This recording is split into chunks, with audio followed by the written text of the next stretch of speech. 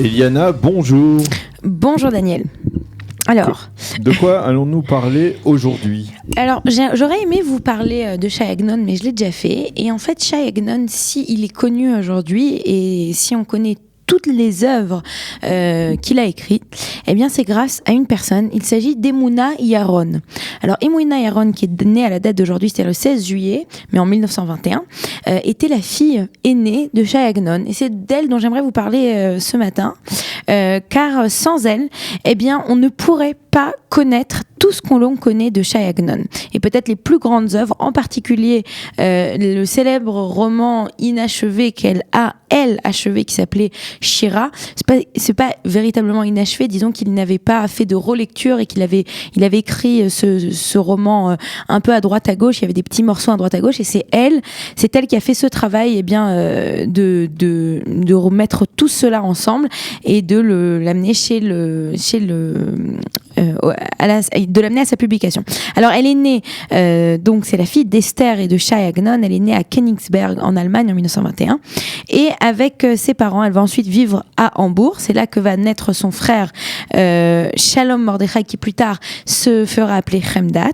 Et en juin 1924, alors qu'un incendie se déclare dans la maison de la famille et que son père est à l'hôpital, eh bien, ils vont être sauvés. Et c'est à ce moment-là que Shai Agnon décide qu'ils vont faire leur aliyah. Je ne sais pas si vous connaissez cette anecdote de la vie de Shai Agnon. Il faut dire que Esther Agnon et Shai Agnon avaient déjà visité Eretz Israël avant leur aliyah, donc leur aliyah qui va suivre dans les années en 1924. Mais ils avaient déjà connu Eretz Israël, et c'est à ce moment-là qu'ils décident de s'y installer. Alors, ils vont s'installer à Jérusalem, dans cette célèbre maison à Arnona Talpin, à l'époque qu'on appelait plus Talpiot, qui avec une vue qui surplombe la vieille ville. Ils vont s'installer là-bas, et c'est là-bas aussi qu'il va passer beaucoup de temps à écrire, et c'est à partir de ce moment-là, en même temps aussi, qu'il va commencer à se faire connaître. Alors sa fille Emouna, elle, au départ, elle n'est pas du tout censée faire ça. Elle va grandir donc une partie de sa vie, la majorité de son enfance, elle va la passer à Jérusalem, et elle va ensuite aller étudier au séminaire Mizrahi, le célèbre séminaire Mizrahi dont on a parlé à plusieurs reprises. Et en étudiant dans ce séminaire Mizrahi, elle ne souhaite pas du tout continuer sur les traces de son père. Elle va s'installer à Tzfat, elle va enseigner à Tzfat, et puis dans les années 60, elle va écrire quelques histoires. Elle-même se met à l'écriture. Il faut dire que c'est compliqué d'écrire quand on a un père qui est ce si grand écrivain. Et l'année, quand son père commence à être malade, la dernière année de la vie de Shai Agnon, il l'a passée en particulier à l'hôpital. Elle va revenir sur Jérusalem. Donc elle est mariée, elle a déjà des enfants, elle revient à Jérusalem et elle va s'occuper de lui. Et pendant ces années-là, alors que son père n'a plus l'usage de la parole, elle va s'asseoir à côté de lui et elle va faire un long travail justement pour permettre de finir la rédaction de ce livre Shira, qui est peut-être un des livres les plus connus de Shai Agnon.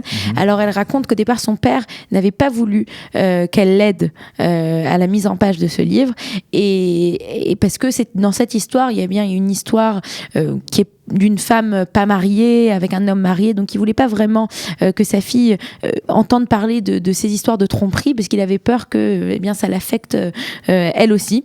Pourtant au final il va se rendre compte que c'est elle qui a véritablement la capacité de comprendre son écriture et de faire un travail assez incroyable. Et pendant de longs mois, elle sera assise à côté de lui à l'hôpital, et elle lui lira des passages, et d'un mouvement de tête, il dira si oui ou non c'est ce passage qu'il veut mettre à la suite de son livre.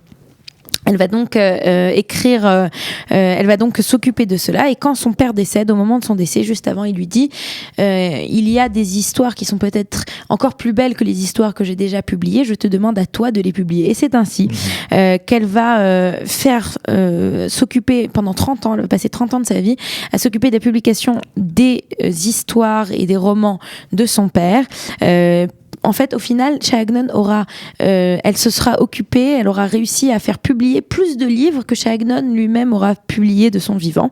Elle va faire ça donc une belle partie de sa vie, en disant qu'elle avait reçu un testament et un héritage assez incroyable et qui lui a permis donc de s'occuper de l'œuvre de son père.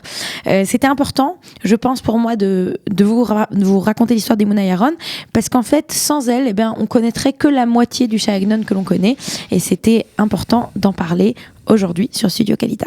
Merci beaucoup, Eliana. Vous aimez l'histoire juive ? Retrouvez Eliana Gurfinkel dans Un jour notre histoire sur Studio Kalita, c'est tous les matins, pour découvrir ensemble les événements et les personnages qui ont fait notre histoire.